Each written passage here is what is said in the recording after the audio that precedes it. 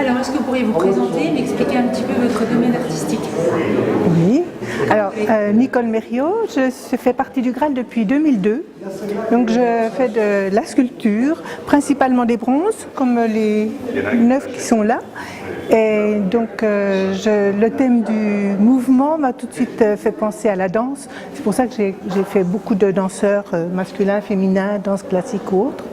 Et j'essaie toujours de faire vivre une sculpture, de trouver les lignes directrices, que ce ne soit pas statique. Et pour toutes mes sculptures, je peux jouer sur la couleur de la patine aussi, la brillance éventuellement. Et ça permet quand même de réaliser des choses très différentes, soit figuratives ou beaucoup plus stylisées. Et c'est ce que j'aime, justement, varier un petit peu le mode d'expression. Est-ce que la sculpture est quelque chose, est un modèle artistique qui vous plaît, ou vous avez déjà tenté d'autres choses?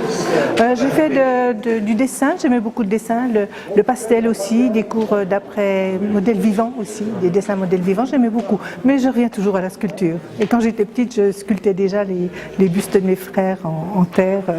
C'est vraiment quelque chose que j'aime depuis très longtemps.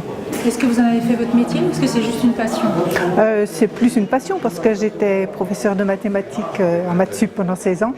Mais j'ai suivi parallèlement des cours à l'école d'art et après 16 ans j'ai arrêté les mathématiques pour revenir à la sculpture. Je vois les tons un petit peu bleus, mais pas que. Oui, non, pas uniquement, ça dépend un peu des modèles. Certaines sculptures se prêtent à ces teintes assez douces et d'autres au contraire comme des patines plus anciennes ou d'autres. Mais souvent une même sculpture peut être faite avec des patines différentes, c'est l'intérêt aussi. En moyenne, combien de temps ça peut mettre pour réaliser? C'est difficile parce que je trouve que la partie la plus importante c'est la création du modèle en terre et ça c'est relativement rapide par rapport au moulage en plâtre et après donc tout le travail en fonderie, couler, ciseler, patiner, ça demande quand même un temps assez long. Mais c'est intéressant. Non, pas du tout. Je travaille avec une fonderie d'art qui est à Saint-Sauveur, donc de Bruno Redouté, et c'est là que je vais très souvent pour réaliser toutes mes sculptures en bronze.